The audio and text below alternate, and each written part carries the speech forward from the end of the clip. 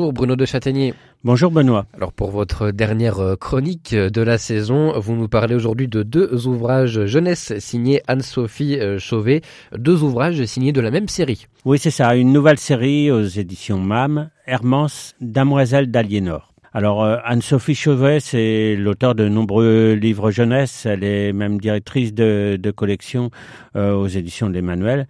Je vais vous en citer quelques-uns. La série des 4 aventuriers, où l'on retrouve tour à tour Louis, Xavier, Isabelle et Marguerite à travers 9 tomes, en Irlande, à New York, à Venise, en Égypte, au bord du Nil, en Alsace, en Bavière, à Paris, à Lyon et au Japon. Bref, on visite le monde à travers leurs aventures. Ensuite, il y a une nouvelle série qui s'intitule La Colo du Lac. Alors, c'est des livres de première lecture, en fait, pour des CE1. Alors, Anne-Sophie Chauvet, c'est aussi une blogueuse et son blog est vraiment quelque chose de très intéressant puisque c'est des analyses de livres pour enfants. Alors, la voici aujourd'hui auteur du début d'une nouvelle série, Hermance, Damoiselle d'Aliénor. Alors, le tome 1, Le cerf disparu. On découvre qui est Hermance, une jeune noble de 12 ans, qui a tout pour être heureuse et épanouie, mais qui s'ennuie. Elle rêve d'aventure dans son château à la campagne, et son rêve va se réaliser un jour. Son père l'a fait venir pour lui annoncer une grande nouvelle. Hermance a été appelée à la cour du duc Guillaume pour devenir damoiselle de compagnie d'Aliénor d'Aquitaine. Voilà de quoi satisfaire son désir d'aventure. Accompagnée de son inséparable sœur de lait, Eulalie, la voilà bientôt en route pour la cour. En route, Hermance, accompagnée d'Eulalie, sa sœur de lait, va devoir faire face à quelques turbulences inattendues.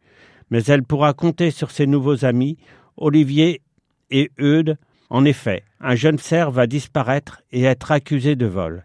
Hermance, qui avait été touchée par ce jeune Hugolin, ne peut le croire et va chercher à éclaircir toute cette affaire.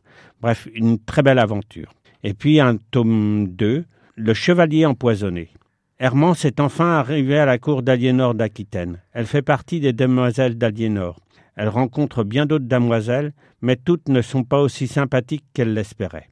En cette fin mars, la cour est en liesse.